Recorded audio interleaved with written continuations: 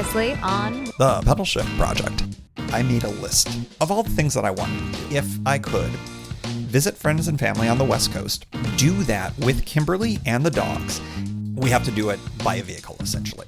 My next project is I am going to be retrofitting a 2011 Buick LACROSSE. It's got some weird things to it.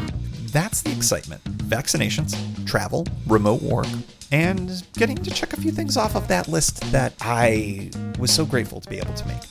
The build out, the microcamper, the LACROSSE. How is this going to work?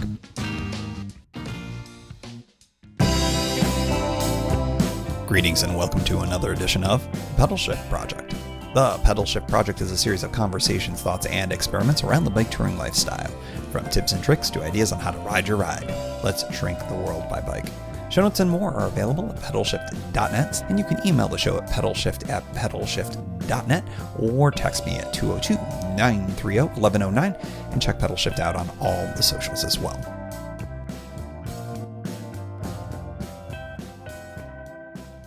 All right. You think when you do a project like this that it's, no problem. I know how to frame things in 2x4s, no problem.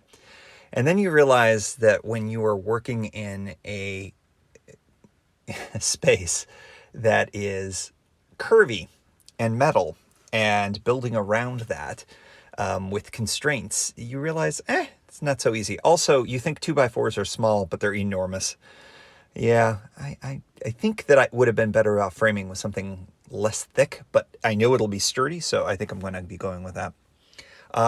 Where I'm at right now is I am starting to frame this in two pieces that I think will give me the best flexibility. The key, of course, is trying to keep things pretty level. One other thing that I'm thinking is that, you know what, this does not need to be perfect, you know? I'd like the framing to be square. I'd like it to be sturdy. It does need to be level, but also I'm putting a piece of at least 1/2-inch ply on this, or OSB or something. I haven't decided yet. So that's going to even things out quite a bit too. You know, I'm just going to screw it into these frames. So the key, of course, is that, and the reason why I separately frame these things in these different sections is that I need access underneath in different ways.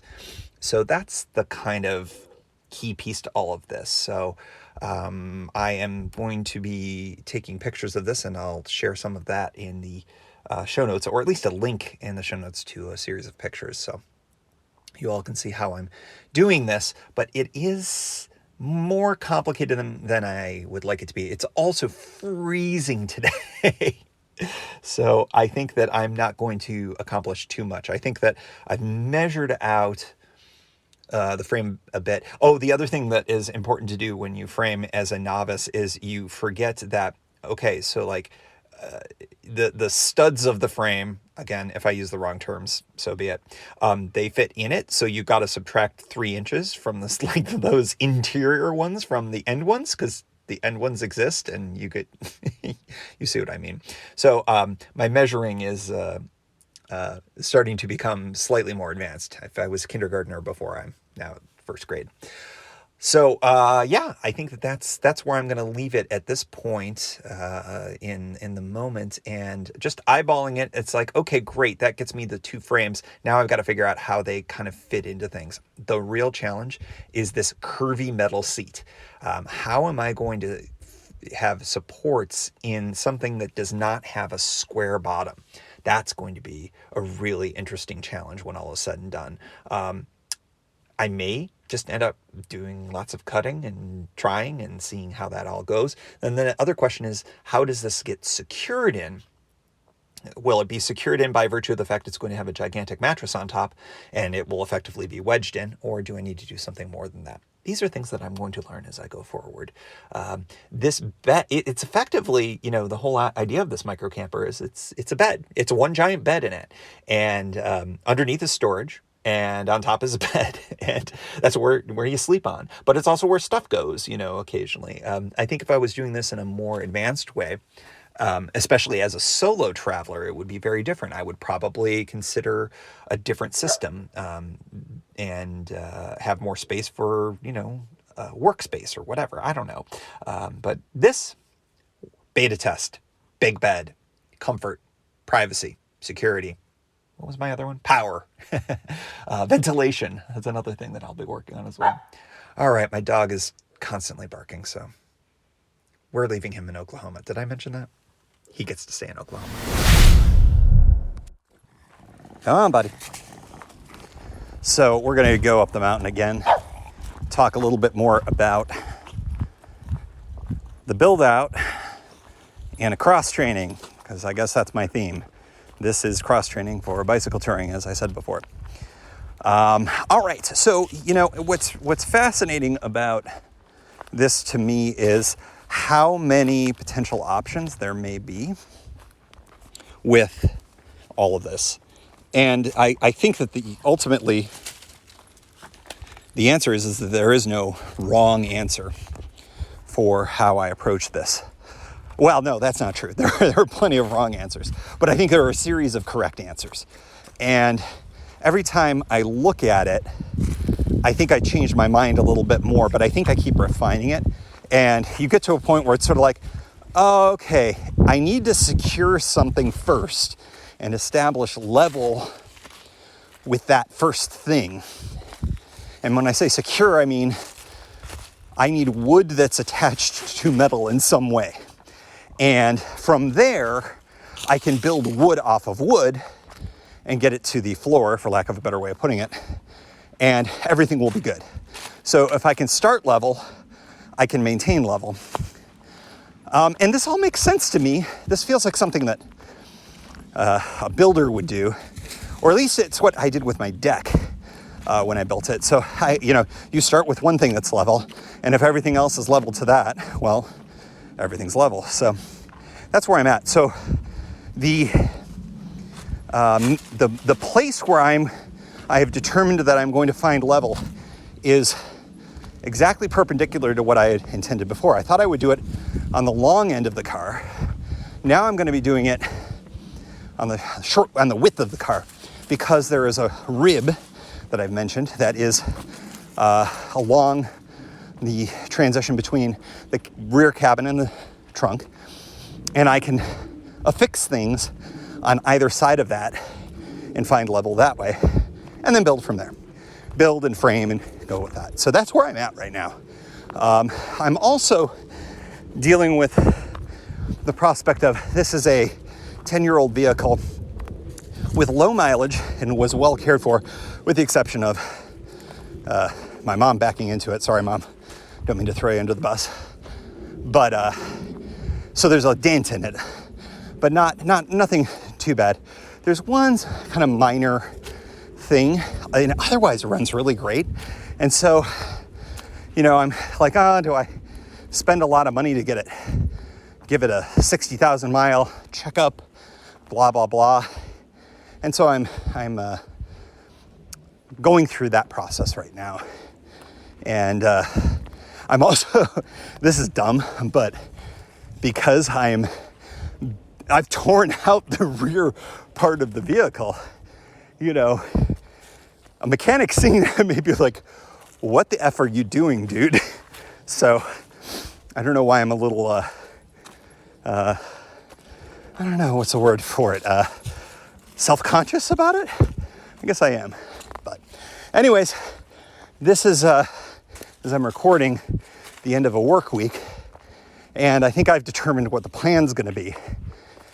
And I've got a couple of weekend days to maybe get to the point where if I could frame everything out this weekend, at least, and then maybe buy the plywood or OSB or whatever I get, and get that cut the way that I need it at the big box store that is closest to me, then everything from that kind of flows from there,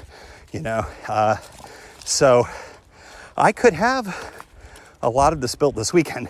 That feels like famous last words, so we'll see. By the way, you have joined me in this walk up the mountain. Thank you for putting up with me huffing and puffing. Mookie has done his deed. If I had brought either of the other two dogs to the same point, this would have taken 2 hours, if at all. That is the sound of me slapping the rock that is our spot of turning around. And he's always sort of like, hey man, let's go further. And I'm like, nah, sometimes you don't go further, even though you can.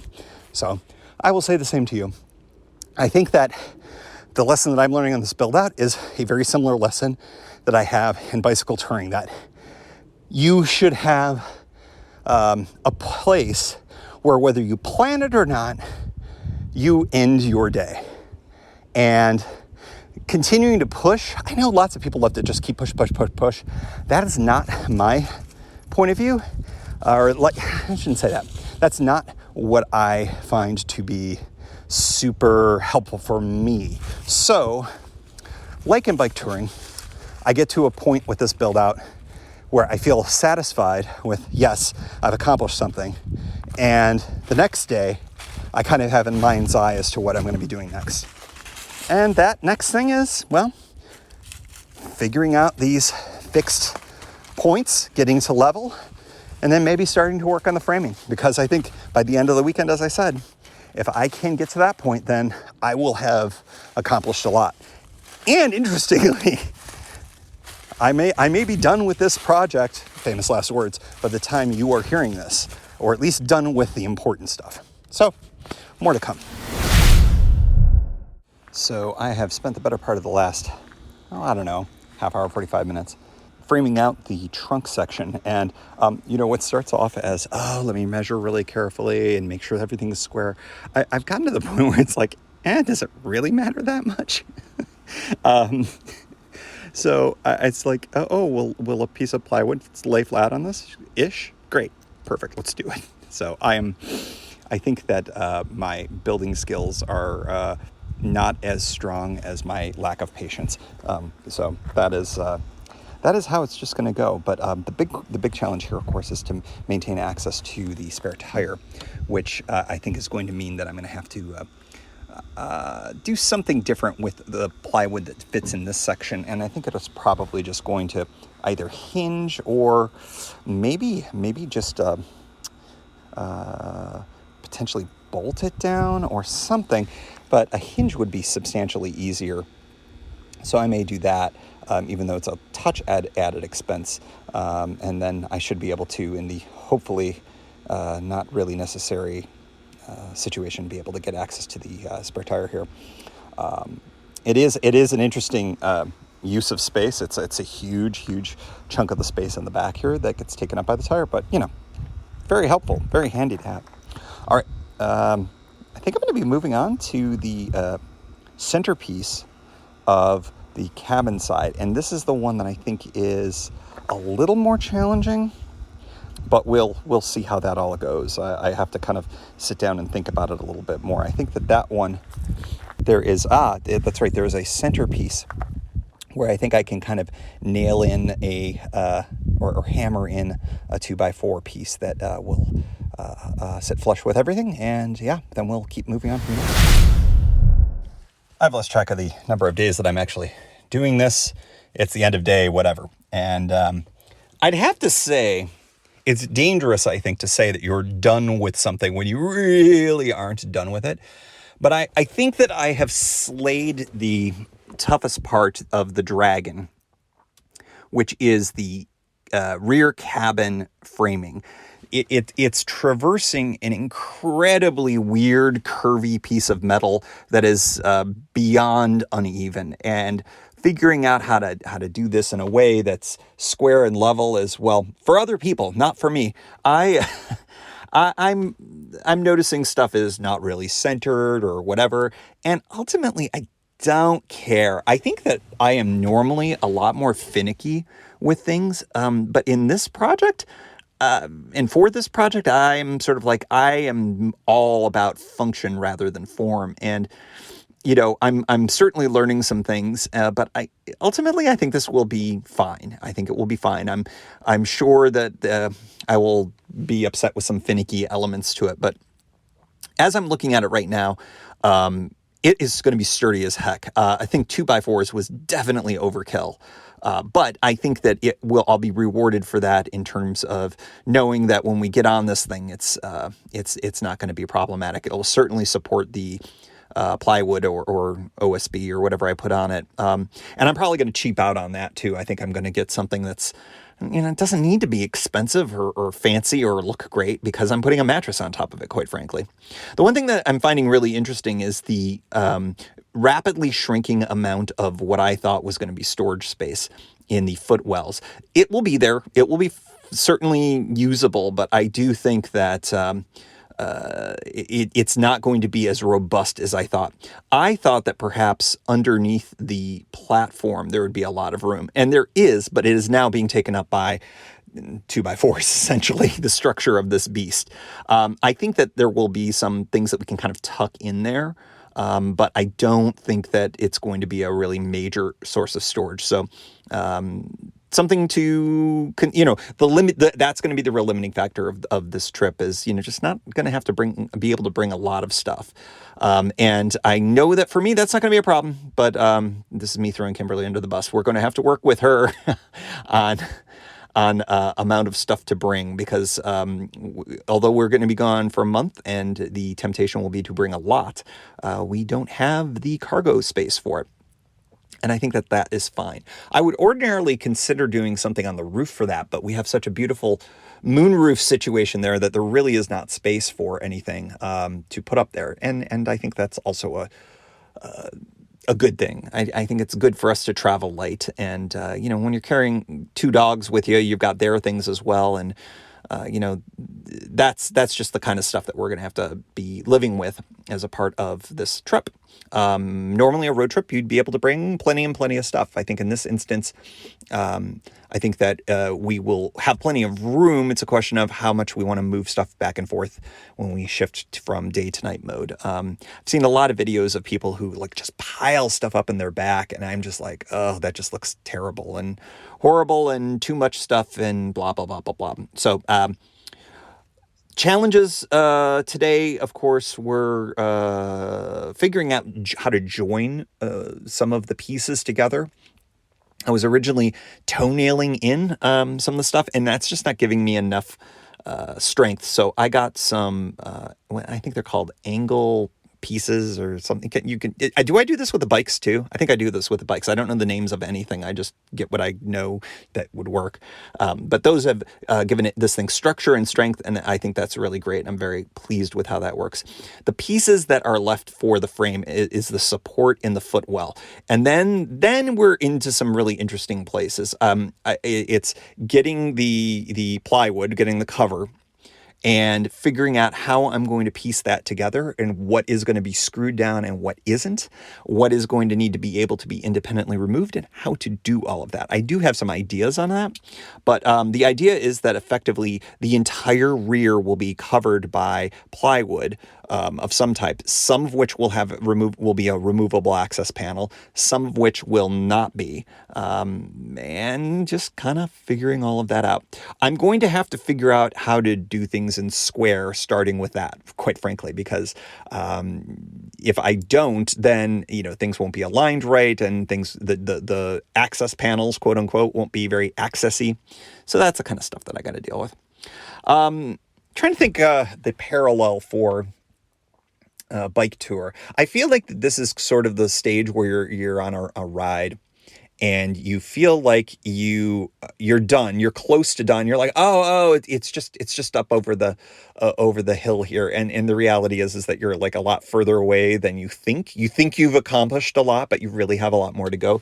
I am quite certain that is exactly where I'm at with this. But I do also think that this is going to be the type of project that it's going to finish up in a hurry, because I think that once I do figure out the supports and I cut those and get those in there and screw those in, then it's like, okay, you get the plywood, you cut that, you put that in, and then things start to look a lot more like finished at that point.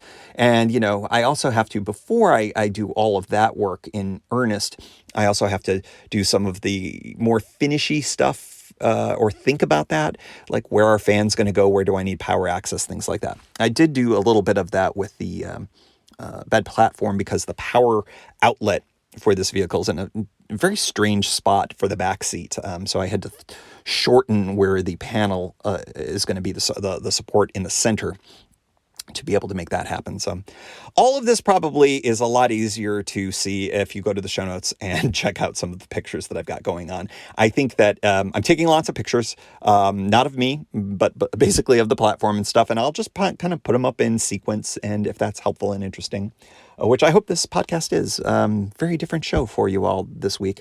But I'm excited. I've started to chat with some friends and family and let them know that we're coming and when that's happening. And I think it's going to be really great. The one great thing about all of this is to be able to visit friends and family while continuing to work and while continuing to travel. It's just sort of like this wonderful mishmash of things that I get to do.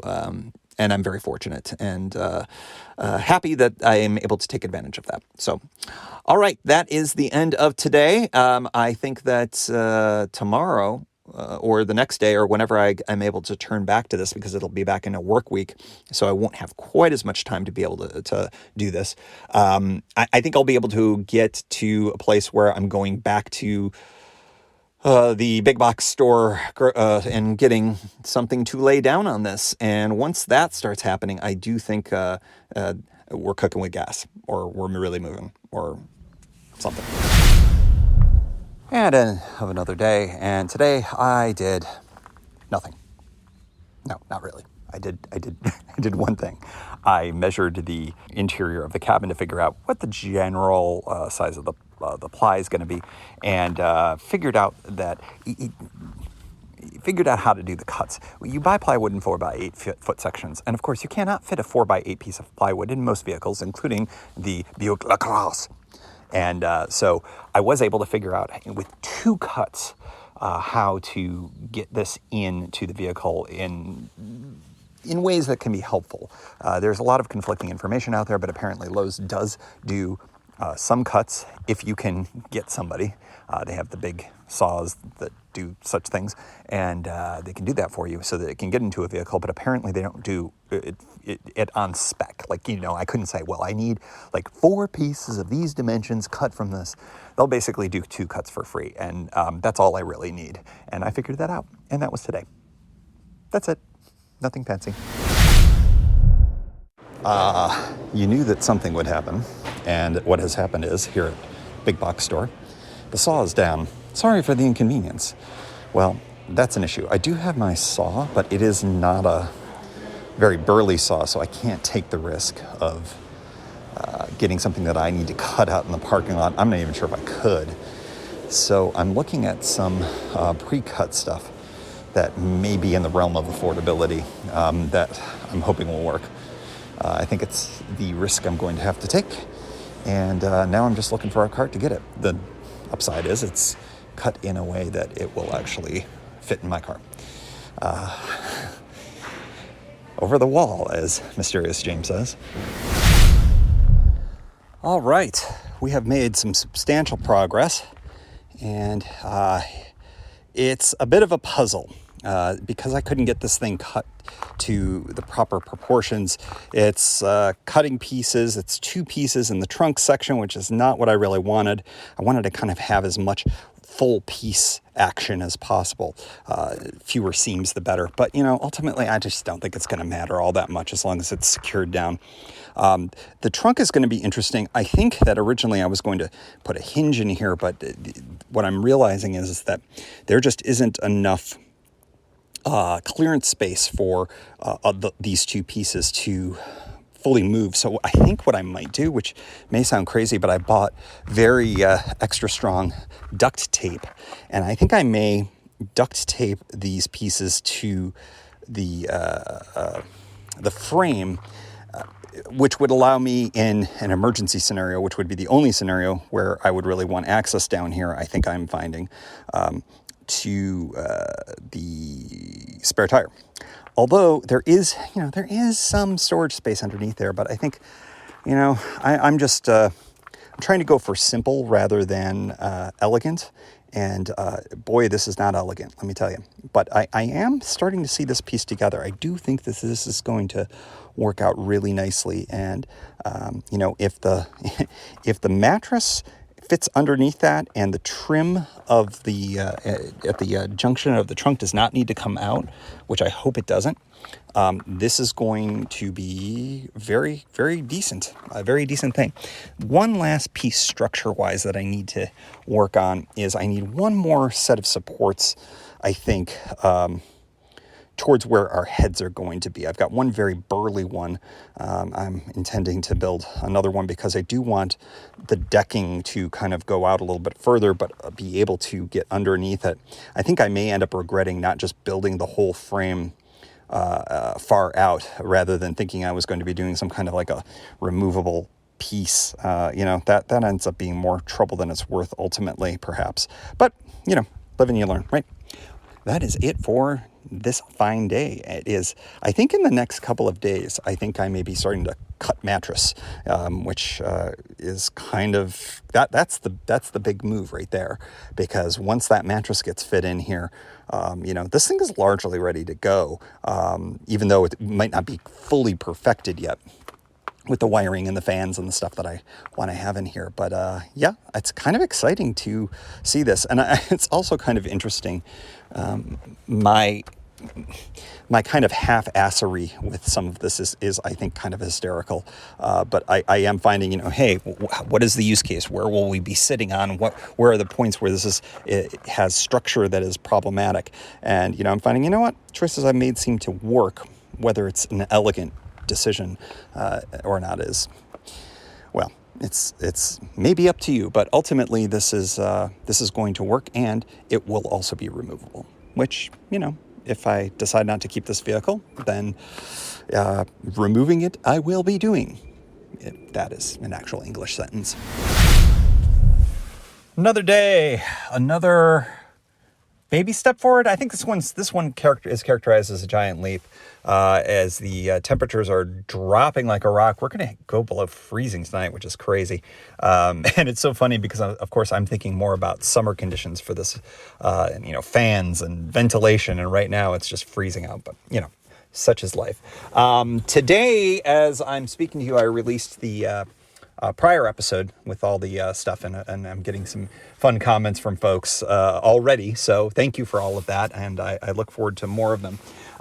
Today, the big leap forward was I screwed down one of the main panels. There are three main panels, as it turns out, for the platform.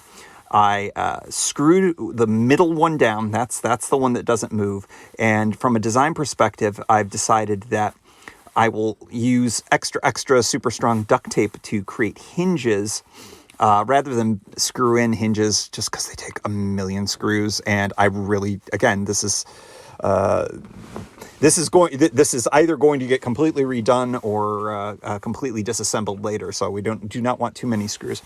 So I screwed that middle panel down, and then the rear trunk panel is liftable from the rear and cuttable if need be to remove it altogether if I need access, knock on wood, hopefully I will not, to the spare tire, but there will also be some degree of storage space underneath that as a result, which is nice.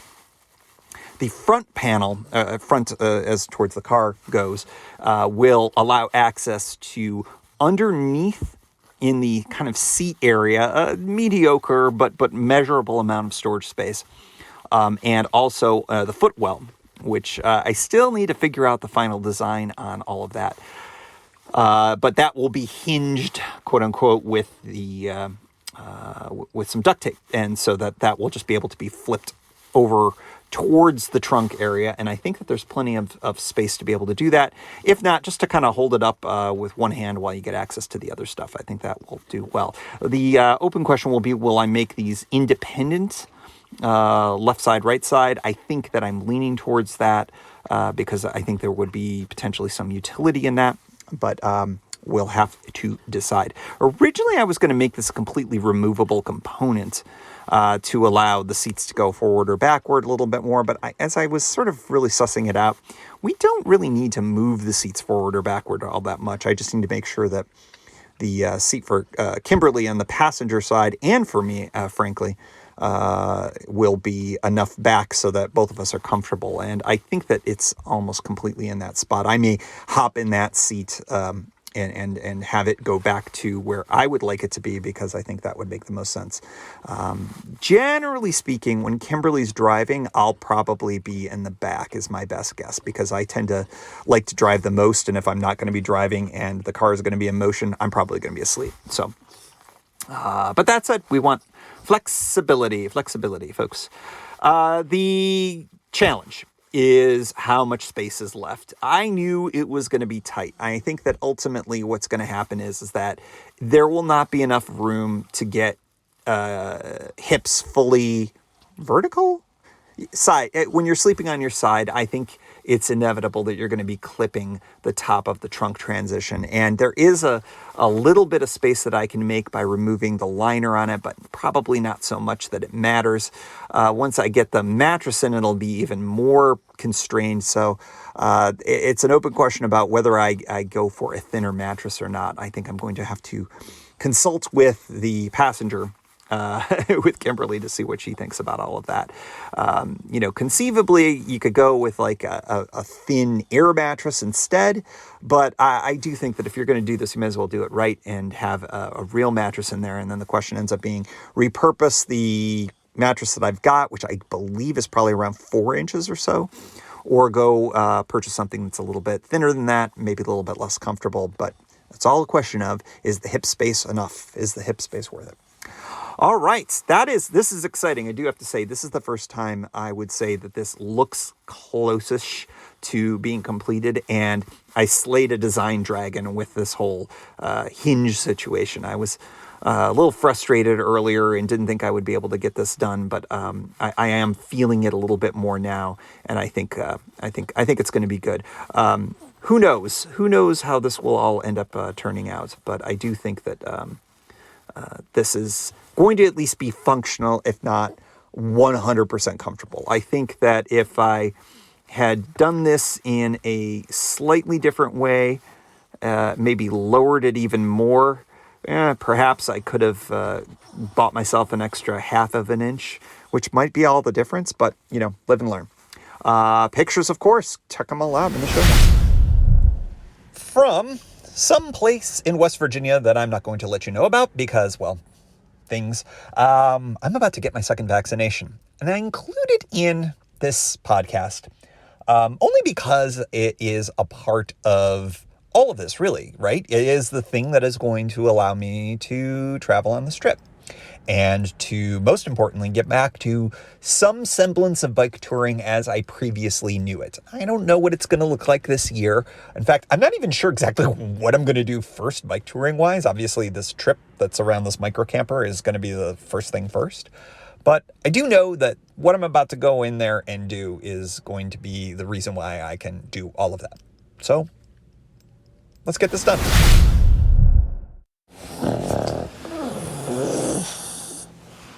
That's Mookie.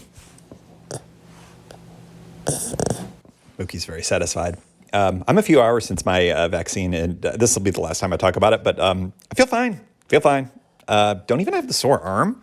It's great. First time I had the sore arm. I feel fine now. And now we'll see. Maybe I'll feel sick later. Who knows? But point being, I feel great. So great, in fact, that I'm thinking, wow, maybe I will be able to accomplish more on this project in the next 24 hours or so.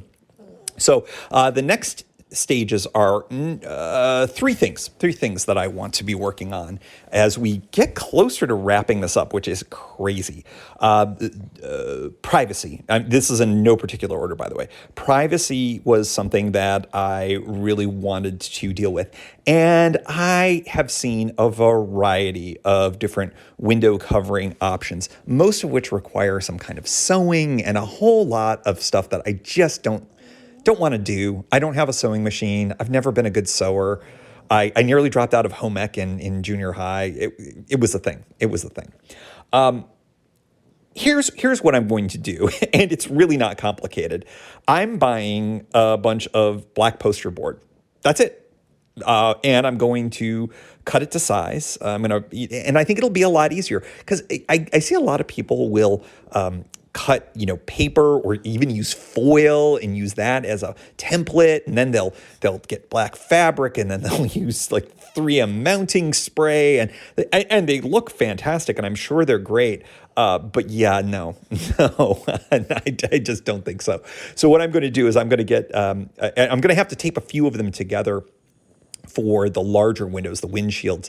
But yeah, I think that if I am just patient with it and at the seams really tape it down pretty well, I think it's going to be fine. And then I'll just store them flat underneath the mattress and just pull them out as necessary.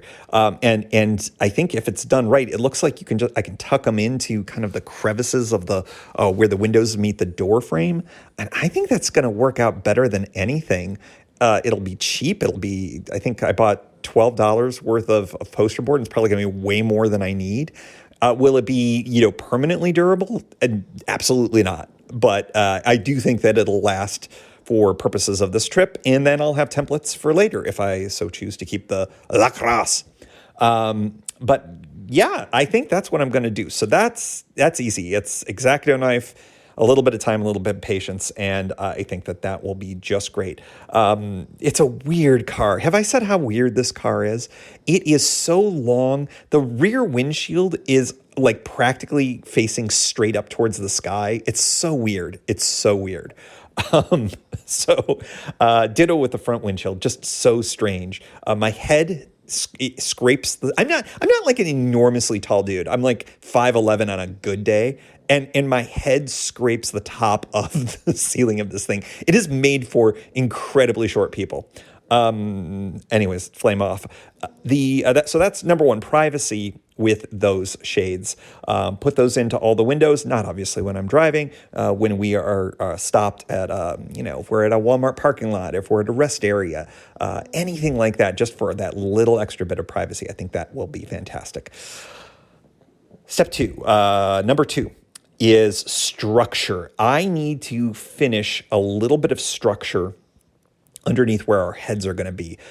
Very simple. On the fold down part of the platform that is closest to the passenger and driver seats, those fold down and they need a little something at one of the corners, the corner closest to the doors, I think. And I'll just have like a 2x4, or maybe I'll just split a 2x4 into like a 1x4. Is that what it would be?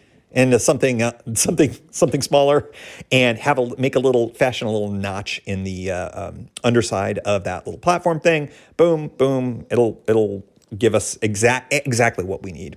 One thing I want to mention about structure is there is a screw that I should have removed.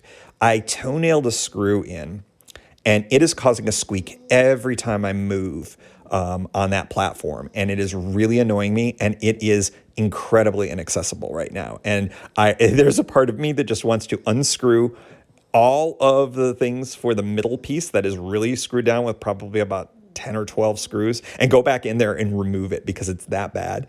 And it may not be necessary. So bear with me on that. That might be happening. So, all right. So that's structure. So I've got security, structure, and the last thing, the mattress. So this is a really interesting thing. If Google cutting memory foam, if you really want to deep dive on this. So as I mentioned, I've got a memory foam mattress that I was planning on replacing. It's been with me for about 10 years. It's been the main bed for here at the cabin. It could stand to be replaced. It's fine, but compared to the one that's in the guest room, which is the identical mattress purchased at the same time, the number of hours slept in it is a fraction in the guest room compared to this one. So I am going to... I've already checked. It's an IKEA mattress. You can unzip it. Inside, there's a flame retardant kind of fabric casing that you take that off as well. And then it's memory foam on top, and then probably some structural foam underneath that. Cutting foam and cutting it to shape is a really interesting thing, because if you squish it down and cut it with scissors, but your shape is going to be all off. If you try doing it with like a knife, you're going to get serrated edges, and it's a whole thing. And it looks really tedious. Or you can do it the way that the pros do it, and that is with a hot wire or a heated elements device. And the reason I looked at electric knives as well, and they were like $20, and I was like, I don't need an electric knife for $20, but for $9.99, I was able to find a heated foam cutter, which I was like, this will make my life easy, and it's only $10, and then it may end up going to Goodwill because I do not know how often I'm going to be cutting foam any time in the future. I don't know, maybe I'll take up styrofoam crafting or something. But in any event, that is the plan. A little bit of a Sharpie marker to, once I get the memory foam out, of course I will measure several times the weird shape of the interior. In retrospect, I probably could have taken all of these pieces that I cut and used those as a template on top of the mattress. I probably could have done that, but I was too excited to get the thing down. So, or I could unscrew the whole thing and get rid of that toenailed squeaky screw out. Maybe I'll do that. I don't know. That's all a tomorrow thing, pending how I feel. I've heard lots of anecdotal stuff that people feel like junk on their second day. People feel like junk on their first night, blah, blah, blah, blah, blah. We'll see. We'll see. If I feel good tomorrow, this is all happening tomorrow. So stay tuned. Good morning. Yeah, I'm taking the damn thing out. Not the whole thing. I am, the squeak's bothering me. Maybe you can hear this if I... You hear that? There you go. That would drive me nuts over the course of several thousand miles. So I'm taking off the middle piece, but as I mentioned in the last go around, there is a reason to do this beyond that. And that is, when I unscrew this piece, that will allow me to set this on top of the mattress and trace that out and then have a, well, actually, as I think of it, the mattress actually will want to hang over a little bit. You know, it's an open question whether or not this is going to be as helpful as I think it's going to be. I think I might do something a little bit different with the mattress, but the squeak is enough of a good reason. There's multiple reasons, but the squeak is the main one. Anyways, more to come. Well, squeak is gone. And it turns out it was not the toenail. It was the fact that I had two pieces of 2x4 very flush, which is good and needed to happen, on the, against the, I keep calling this the transition point. It's part of the, it's literally the piece of metal that's the framing, welded into the vehicle that is between the trunk compartment and the cabin compartment. And both sides were squeaking because there was a little bit of play. And that says something about how I had the structure. And the interesting thing is that what I just needed was of the barest amount of additional shimming, basically, to ensure that the fulcrum was not so fulcrumy against that piece. And squeak is gone. So now I'm going to consider, okay, hey, what do I want to do about this mattress measurement? And I'm realizing that templating this thing isn't that important. What's much more important is just getting good, accurate measurements. And I think that that's just what I'm going to do. I may not screw this thing down immediately, but what I am going to do is get some really good measurements, because I think my next phase is to pull the old mattress out here, old but still very usable, and plug in the foam cutter. And actually I should do that much later. Take the measurements and then put it all down on the mattress. Double check that, make double sure that's good. I think I'll want to cut it a little bit on the bigger side, because memory foam is memory foam and can kind of, squish to fit a little bit. But B, I can always cut more out, and I can't, duct tape mattressing back on. But this is kind of the exciting phase right here. Speaking of exciting, although I did say I wasn't going to mention it anymore, feeling a billion times better. The experience for me with us was, and it seems to be a common thing, whether it's Pfizer or Moderna, 12 hours. It's about 12 hours from when you get your injection, your vaccination, until you start feeling ugh. And then it's about 12 hours of not so hot. Not the worst thing you've ever had in the world, although some people, they'll say it was really bad. But for me, it was about I don't know, maybe a 4.5 or a 5 out of 10, measurable. Couldn't work at all. Didn't want to, was in bed most of that time. And then at about the 10 or 11 hour mark, I finally said, okay, stop being a jerk and take some Advil.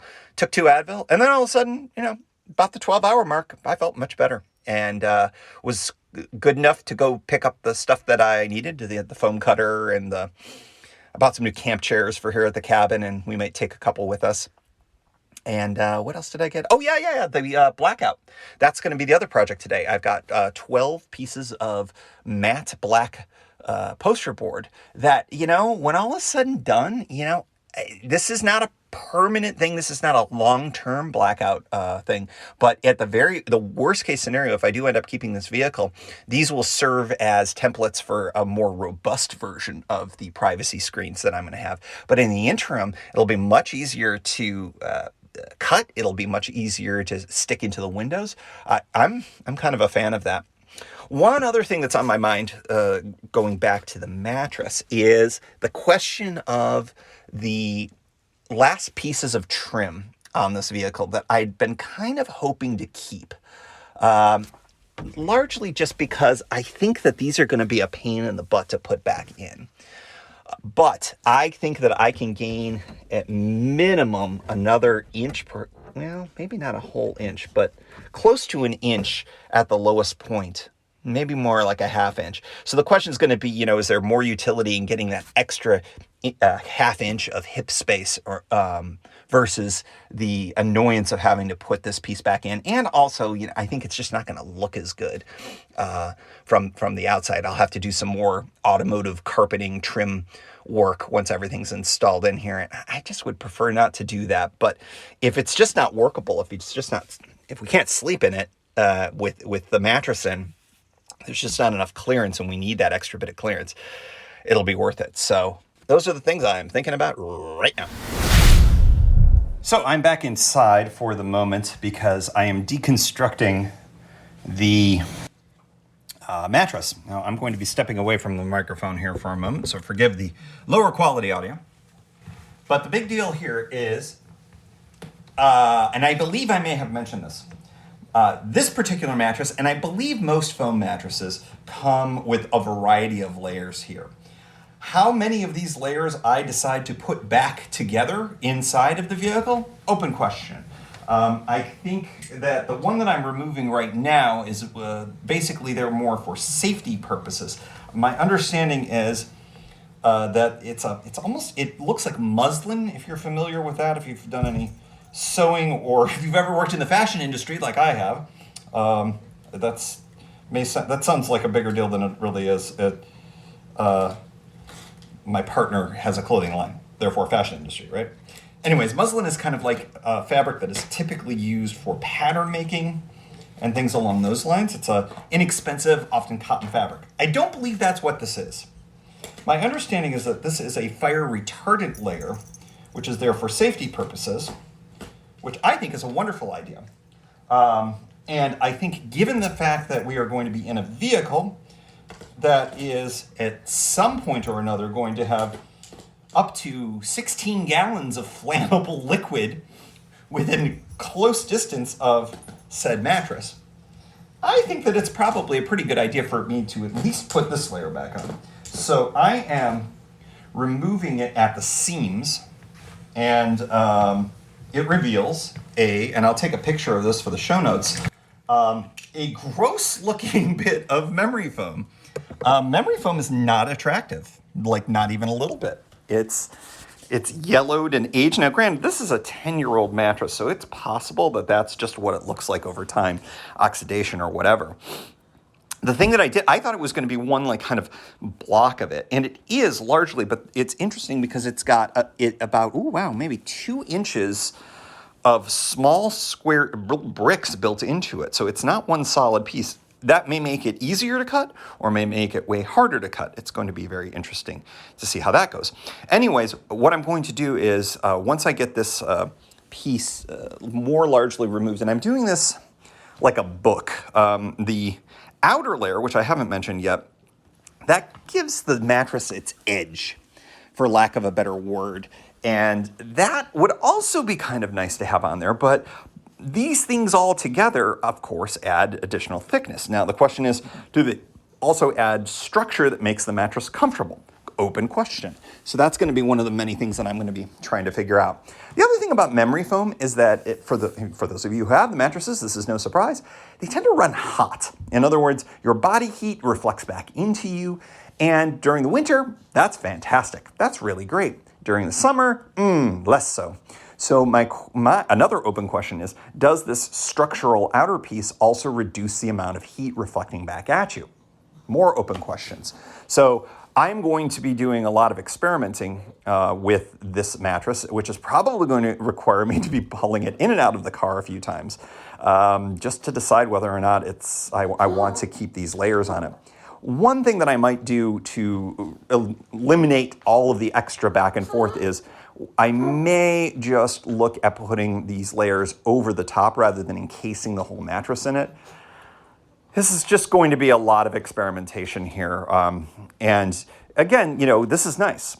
This is good for me who's trying to do this a little bit more on a shoestring. A, because this may not be a permanent situation, but B, getting a new mattress that would fit inside there, and I'd probably start with a full-size mattress rather than the queen that I've got. That's at least $120, and I think that this is going to be a lot more comfortable, and I was going to replace this anyways. So even though I'm going to spend more money to replace this, I'm replacing something that I was planning on replacing anyways. So yay for all of that, and I know a lot of that is repeated for you, so thank you for sticking with me on that. The other thing that is going to be coming soon is the long necessary support pieces by the head. And I think I've narrowed down on that. I'm going to walk out. It's back to the outside. My front door is open. It's beautiful for now. And you're probably hearing Bellstar move around there. What I'm going to be doing is I'm going to be taking this is like trim piece. This is maybe 1x2. Yeah, this is old pieces of 1x2 that I have. I don't want things to be too complicated with this, but I also want it to be really, really firm and solid. So I played around with, do I split up the 2x4? And I'm like, ultimately, I'd kind of like another real solid 2x4 that goes down to the floor area. But knowing full well that it's not going to be really anchored down there, I'm like, is that going to be good? And I thought about, well, what if I create a nice little slot in the board so that the 2x4 fits in there pretty snugly, and then it finds its level down at the bottom there in the carpeting. The carpeting is going to have some nice little give and take to it, so I think that that's going to be helpful. That's the plan at this point. So I'm going to do that at the corners that are by the seats and the door. And I think that that's going to be the place where it needs that little bit of extra stability that will, I think, make this a really rock solid thing. One other thing that I notice is that the squeak does come back if you start putting more weight towards that, towards the passenger seats. And of course that makes sense. That's where more leverage is right now. So I keep eliminating the part where bad fulcrums happen that creates those squeaks. So I do think that once I have this in here, that should, for any kind of maneuvering on this thing, work out. As I keep adding these pieces, what used to feel like a cavernous space that would absolutely be able to fit the two of us plus up to 3 dogs at a time feel like a real luxurious amount of space shrinks and shrinks and shrinks and shrinks. And ditto with the amount of storage space. It's just when you're playing with a space that is, in terms of cubic feet, is this maybe 100 cubic feet? I mean, I'm not even sure it's that much. I actually, it's got to be a lot less than that, just as I duck in there. So not a lot of space and a lot of particular needs. So that's where we're at. Everything is going great. I just put in the first of the supports. I've discovered that this is definitely not fully square and level because it's a full, I think, 3/4 of an inch more on the other side for the support, but hey, whatever. By the way, cats are serial killers. Did anybody not know this? I have saved the same mole twice from my cat today. Moles don't like to be outside during the day, and yet this one was getting captured by my cat that has murderous tendencies but can't catch a damn thing. So this is not a lucky mole. I don't have much faith for this mole's future from other predators, but I saved it twice, and yeah, feeling good about that. That's a win. I am now cutting this mattress with a craft tool that at first I was like, this doesn't work really well. This is very slow. I don't like this. What a waste of $10. And then I tried using an X-Acto knife and I realized, oh no, this was the best $10 that I've spent in this entire build. It is not fast. I suppose if there were a hotter version of this, it would do the proverbial hot knife through butter situation, but I would guess that it would probably not be as safe. The tool itself is just a heated rod with a sharp-ish end, which allows you to poke into it better. And it works pretty well, as evidenced by some of the photos you're probably going to be seeing if you are really deep into this. If not, just enjoy the sounds of me cutting. What I have learned is that the length of this vehicle is so long that it's longer than a standard size mattress, which is crazy, by several inches. And that I should have realized when I should have realized that right when I measured things, but that's fine. It just means that the further up we are, the better. And when I say further up, I mean heads towards the seats, because that's the widest part. And its width is, I said it was close to a full-size mattress. It's actually close to a queen. I'm only taking 4 inches off. So 2 inches on either side of the queen mattress, which I think may be close to a standard full-size mattress. And that's going to be for the first 30, got to pull my measurements out here. The first 35 inches, and then it narrows down 10 full inches. I'm sorry, wrong. This is why I screw things up. It's 54 inches wide and narrows down to 41 inches. So that's a pretty substantial amount of shrink. And that's at the narrowest point there. And that's about the width of a twin bed. And that's the middle of that shrink is about 45 inches down. So, you're looking at a nearly 4 feet of space there, which is great. And I think is going to be really helpful. So very much a wide, close to queen, definitely full, probably somewhere in between size bed for our torsos. Shrinks down to about the width of a twin size bed, going all the way down to the trunk, and the length is going to be the length of a full-size mattress. So that is pretty fantastic, just in terms of maximizing space. Now, would it be better if it was wider? Of course. The real trick, and I keep repeating this, is going to be at that narrow down point. It's also going to be at its lowest point in terms of clearance. So as soon as I get this thing cut down to size, I'm just going to throw it in there and just see what the size looks like. And then I might even get on top of it just to see what the situation is. How much does this compress, this memory foam mattress, when I get into it? I was just talking to a family member and they were asking, how thick is that mattress? The answer is 6 inches. So it's thicker than I anticipated, but it will clearly compress. So I lots of questions, lots of interesting questions to see whether or not this is going to be too thick. And never have I been concerned about a too thick mattress, but here I am. Well, that escalated quickly.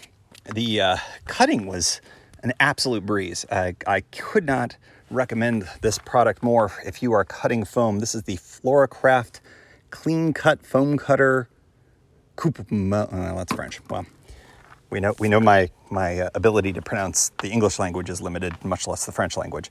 Sorry for my French listeners, or French-speaking listeners even. So the mattress is inserted. I had to make some additional cuts, which I kind of thought I would need to. It's a weird taper. It's, well, anyways, I'll leave it at that rather than get into the details. I will say, this is comfortable as heck. I mean, I sleep on this full time, or at least I used to, till I took a Floracraft foam cutting tool to it. The one thing that is going to be a real challenge, though, is the clearance. The clearance, there is no fixing this. I thought that we might be within, maybe a half an inch or something like that with this particular mattress. And the answer is no, hell no. There isn't even remotely close to that kind of clearance with the hips. That said, when the mattress is extended all the way up to the seats, and in fact, your head would actually be going past the platform, quite frankly, by a little bit, it's fine. It's fine-ish. Legs, for me, the taller of the two of us who will be on this, my legs go through no problem. It's about roughly around where my knees are, which was actually a bit of a surprise, but I didn't think I would have so much more of my upper body in the cab space. So as a result, I think that this works-ish for the 6-inch mattress, which means that, and I would put a very minimal amount of thing. I would put the fire block on it and then a top sheet, and I think that would be it, or a fitted sheet or something. I don't know how a fitted sheet would work on this, so maybe it would just be a queen sheet that we kind of tuck in there. The question's going to end up being, is that okay for Kimberly? And that's where, when I see her next, she's currently suffering through the second shot blues right now. So I'm not going to be bothering her with this issue for the moment. But when she is feeling better, I'm going to be like, okay, 6-inch mattress, super plush, super comfortable. You'll sleep effectively the same mattress that you're used to sleeping on. But there's constriction where your legs are going to be. Is that going to be a problem? If the answer to that is it's a problem, but not that bad, then I think we stick with this. If she's like, this is going to be a problem, I do have another solution, and the compromise is a little bit of comfort, and it's going to create a bit of a mess, and that would be cutting this mattress down an inch or 2 inches, or potentially up to 3 inches, literally quite in half, and seeing how that goes. It would be time consuming, but if it's a deal breaker the way it is right now, I think that it would be the compromise of comfort to space. And it's something to consider if I've got the time to do it. And I feel like I'm a little ahead of the game right now. My intention was to get this done before we left for, and you're going to laugh at me on this, we're going back to the Eastern Shore. So yeah, basically we're going to be remote working for the better part of a month and a half. I know. I'm throwing the privilege word there. It's pretty great. And I'm fortunate to be able to do that.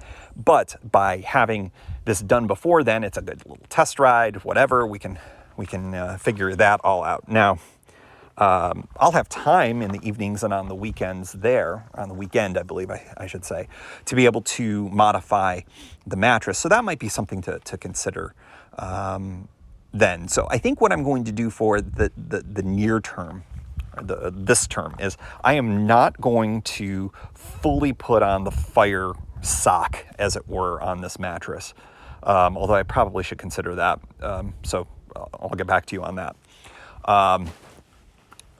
I'm not going to do any further modifications to this. I think that I think it would make sense to put the fire retardant on that, safety first, right? And then put a top sheet on it. And then we'll just go with that. One other thing And I think that this is something that I'm going to have to do if we keep it at the 6-inch level. I think if we cut it down to 3 inches, it will be okay to roll this thing and move this around when we need access to things like the spare tire, which we never will. We won't need access to that ever once, fingers crossed. But the storage area behind the seats, we are going to have more of a need for that. And as it is right now, this is a pain in the rear as one full unit. So one of the things that I think that I am going to do, if we stick with the 6-inch mattress, is I'm going to cut this up into a couple of different units. And so that they can independently move around and flip around and all of that. And I may even do more than 2 units. I may do 3 just because that will make things a lot easier for just all sorts of things. And that might require me to, God forbid, sew. At least cut, if not sew, or do some other type of fastening of that fire sock around the 3 independent pieces. But I think if I look at this more as 3 cushions rather than one complete mattress, I do think that the full storage capabilities will be able to happen. At the very least, I'm going to do 2 pieces so that I could remove the rear, the trunk-sized mattress or the trunk mattress to be able to get at the tire that I will never have to have access to, et cetera, et cetera, et cetera. So this project is interesting because every time I complete a project, I'm finding, and perhaps you're hearing, that it creates a new project to improve on things. Case in point, the unscrewing and rescrewing of the middle platform, for instance, just things like that. And it's stuff that wouldn't necessarily occur to me if I sat down and planned this anymore, I don't think. So that's why I think that this is a really fun and interesting beta test. I'll use that phrase again, because it's making me realize a whole bunch of different things about how all of these interrelating parts work when they're assembled together, and how that's different than when they are just a unit, like the platform, for instance. I can't fold this platform up the way it is right now, the way I got the mattress on there. And that's a problem, because the whole point of folding the platform up means I get better access to storage, and if I can't get at it with the mattress on, well, that defeats the whole purpose. So anyways, I do feel like that this is a real success, though, when all is said and done. And I think it's just going to be a question of whether or not my partner agrees with me, or let's put it this way, whether Kimberly wants to sacrifice a little bit of comfort for more space to be able to get in there. And I think I'm agnostic on this. I think that the extra plush bed, pretty nice, pretty great. But I will say, with 2 of us in here, I don't know how she's going to feel about the rather constricted space for our legs, even though there's an enormous amount of space past that constriction point. It's kind of remarkable. So, but what I will say is, I think I mentioned this before, the rear trim pieces that I was reluctant to take out, there's no way I'm taking those out right now. They just don't give you anywhere near the extra clearance that I would need for it to be worth it. So it's either going to be reduced. It's way easier to reduce the mattress, as long and arduous of a process that'll be to cut this thing down, whether that's 1 inch, 2 inches, or 3 inches.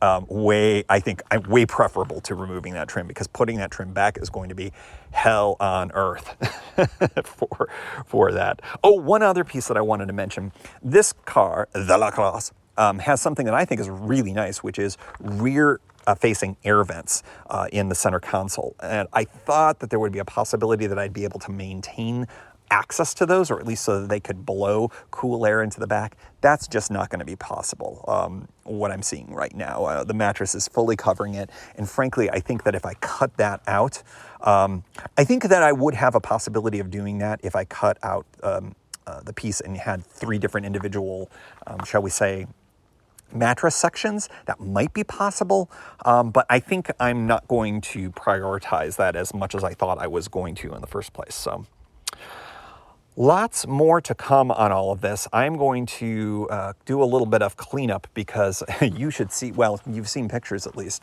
I've got, my is that a miter saw? What the heck is this? It's the saw for cutting the 2x4s.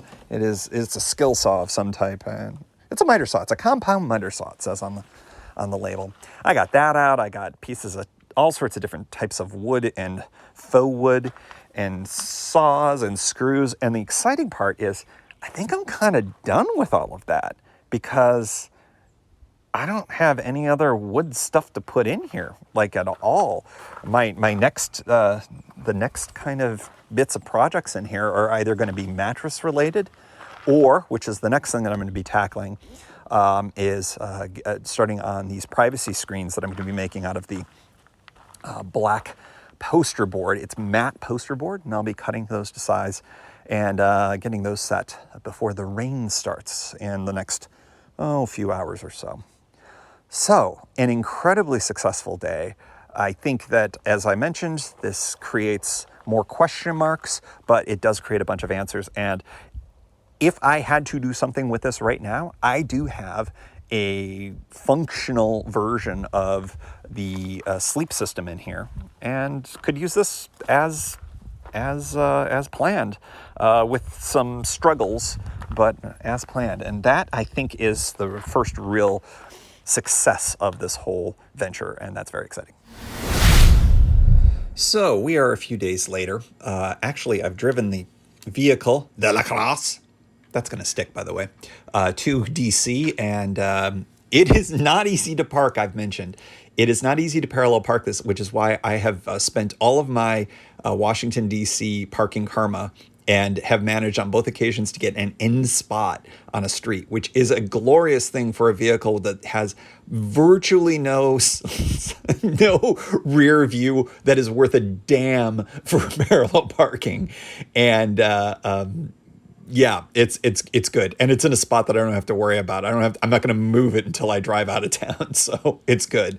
Also, the pandemic lack of parking regulation is still in effect here in DC until June 1st, which is helpful for this vehicle and its current state of registration. So yay. Here's where we're at. I am still going to have to get some input from Kimberly for the next stage of the build. But I think that this is going to be kind of the end of this particular episode of the pod in terms of the build out. And we will have a follow-up on the live show. So a quick reminder, Friday, April 30th, 9 p.m. Eastern time. And there will be, will it be the end of the saga? Perhaps, but that's where you can learn more about it. Of course, that's going to be, as you're listening to this, relatively soon, like the day after this is released. So please feel free to check it out. But here's kind of where we're at. Vehicle's driving great. One of the things that I have battled with, or one of the things that I've noticed, is that I was getting a little bit of a rumble, a shimmy, not a shimmy, but like I could feel something with the tires above 70 miles per hour. Well, in the back and forth that the vehicle has gone, the LACROSSE, whatever it was, I think has gone away. And my working theory is tires are rubber, and they change their shape roughly when you are driving it. And when you don't drive it above a certain speed, it goes into a shape that is different when it goes to that speed. So New York State does not have any roads where one goes above 70 miles per hour, legally at least. And certainly my parents wouldn't be doing that. So I think that what has happened is in the places here where the speed limit is 70 miles per hour, I've driven it a bunch of times at that speed, and it may have worn the tires in a way that has gotten rid of that shimmy, because the last time I drove it here to DC, it was gone. It wasn't there. So I think that might have happened. Is that a for real thing? I don't know. I don't know cars very well, but I do think that it's entirely possible based on just the wear pattern on tires.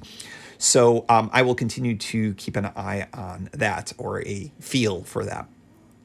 So that's basically where we're at for this particular build. I do consider it a success at this point.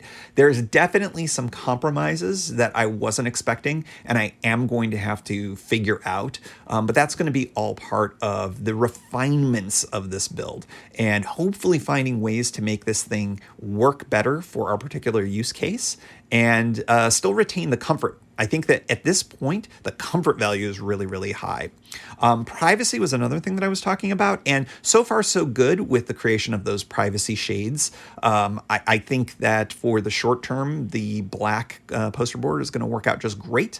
It is a tedious process, and I have failed a bunch so far, but that's going to be, I think, working out, and we'll continue to go forward with that.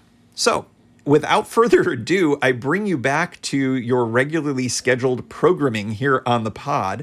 I will absolutely talk more about this. The interest level has been way higher than I anticipated, so it will be a topic, maybe not a full show from now on, but I think that it's going to be really interesting. I think that also you're going to hear more from the road when this is being used, particularly when it has to do with the bike touring usages of it, because I think I'm going to learn a lot in this work play road trip that is going to inform so much more about using a microcamper, a sedan, a converted vehicle as an aid for travel with adventuring in mind. And adventuring for us, of course, is bicycle touring.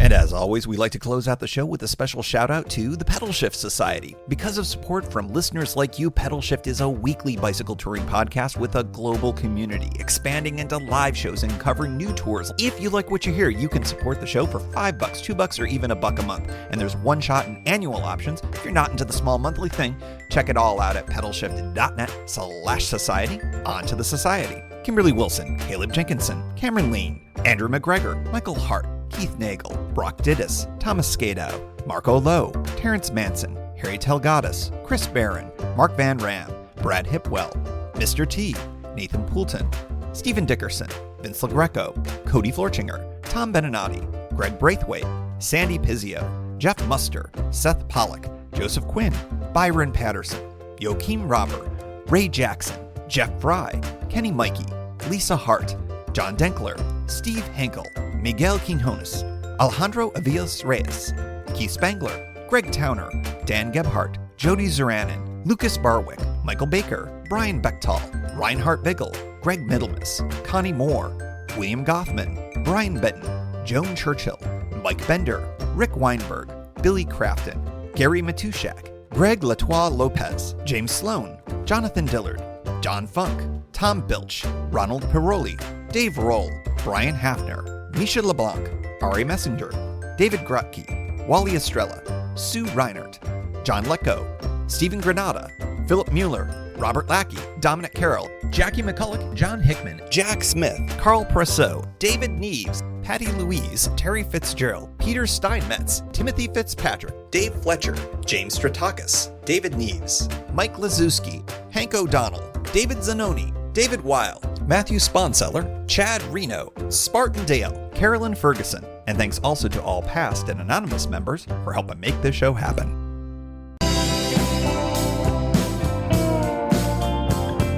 Thank you for joining. You can find Pedalshift at pedalshift.net for more great bicycle touring content. You can hear the Pedalshift project through Apple Podcasts or your favorite podcast app. Opening music courtesy of Jason Kent off his self-titled album. The track is called America. Check out his band Sunfield's latest release, Mono Mono, wherever cool music is available.